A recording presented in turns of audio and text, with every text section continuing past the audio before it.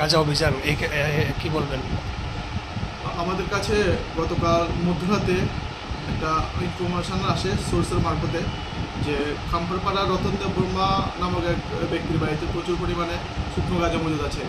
সেই অনুসারে আমরা টিম গঠন করি এবং আমাদের সঙ্গে আমাদের ডিপু স্যার পরবর্তী সময় জয়েন করে আমরা করে সেটা পিএসের টিম ওখানটা যাই এবং উক্ত বাড়িতে আমরা রেড করে আমরা প্রায় আনুমানিক 205 কেজি শুকনো গাঁজা ওই বাড়ি থেকে উদ্ধার করি। উদ্ধারের পর আমরা ওই উক্ত ব্যক্তিকে আমরা কেস নিয়ে অ্যারেস্ট করে নিয়ে আসি এবং নির্দিষ্ট ধারায় আমরা কেস নিই। আজকে ওনাকে কোর্টে প্রেরণ করা হয়েছে। এই যে উল্লেখিত যে শুকনো গাঁজা ওটার বাজার মূল্য প্রায় আনুমানিক 10 লক্ষ টাকা হবে।